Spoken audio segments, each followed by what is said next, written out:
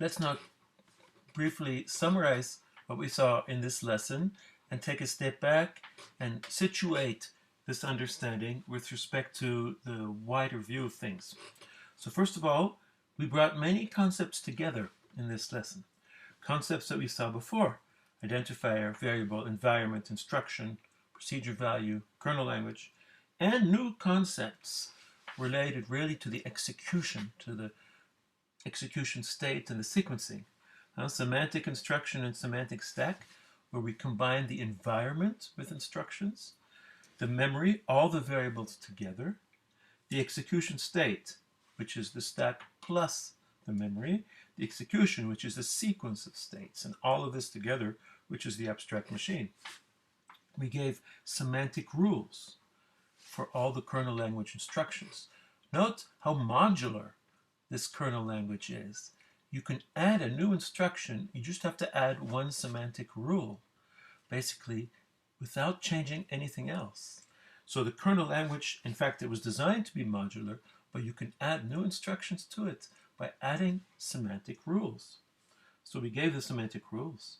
We also proved program correctness. We showed how you can use the semantics to make a bridge between the specification, so what you want, and what the program is actually doing. So semantics is the way to bridge this gap. So another point is discrete mathematics.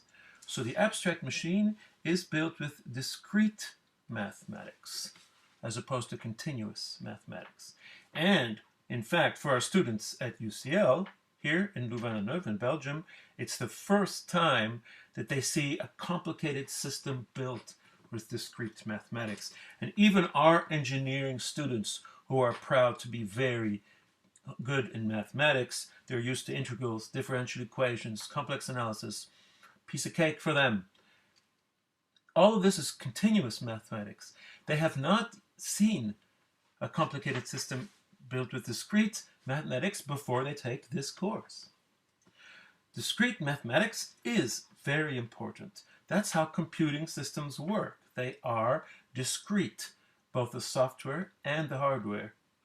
And if you understand that, surprising behavior and bugs become less surprising if you understand the kinds of problems that can occur in such systems built with discrete mathematics. And unfortunately, too often, continuous models are used for computing systems. You take averages, for example, where you try to predict things.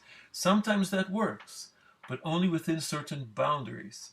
Outside of these boundaries, the inherent discreteness of computing systems shows up. And what's more, all of these lessons also apply to the real world. So the real world, you can describe much of it using continuous mathematics, but you also need discrete mathematics. So why is semantics important for the programmer? Well, now maybe after this lesson, you have a clearer view of this. In fact, as a programmer, you are extending the semantics. You are building new semantics. You're writing specifications, you're designing and implementing abstractions, which is things we're going to see very soon. You are extending the system, reasoning about your system. So you are taking the system semantics and extending it with your own semantics. And this leads to the following point. Any complicated system that you design, a system that has parts that interact in interesting ways and that might be unpredictable, programming languages and programs are examples of that, this should be done hand in hand with a semantics. Don't just design the semantics at the same time. And the only way to avoid unpleasant surprises and guarantee a simple mental model for the programmer and the user is to have a simple semantics. And this is a very strong thing.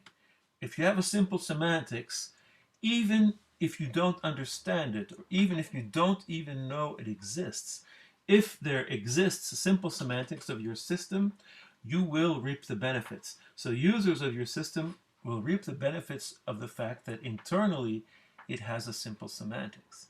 things will just work. They will just feel right. Even if they can't exactly say why, things will be consistent if you do that. And then a final point, what I like to say is that semantics is in fact the ultimate programming language. Thinking at the level of semantics, writing pseudocode or pseudo semantic rules or pseudo semantics is really what programming should be. It's the highest level of programming. So for me, semantics is the ultimate programming language. One example is that we've seen already, invariants are the ultimate loop construct. You don't want to write explicit loops where variables are assigned or things are executing repeatedly. No, you want to think in terms of invariants. And what we will see, data abstractions are extensions of the system, are essentially new kernel language instructions. So you are building new system when you build data abstractions. And data abstractions as new kernel language instructions is inherently a semantic thing.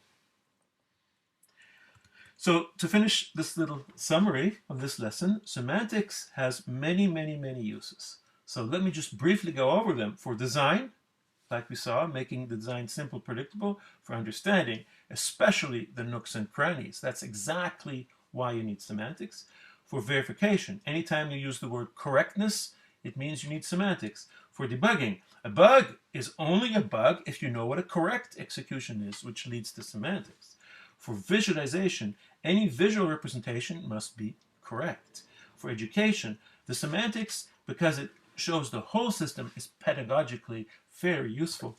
Finally, for program analysis, of course, and for compiler design, it's very important.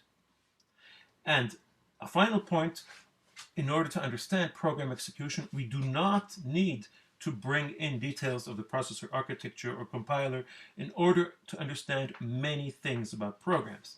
One thing that we did not treat in this lesson, but that you can see in the textbook, is garbage collection, the automatic memory management. This can be understood completely using our abstract machine operational semantics. This is explained in the textbook. And finally, for the rest of the course, we will pick and choose and use bits of semantics when we need them to help us go forward and understand new things.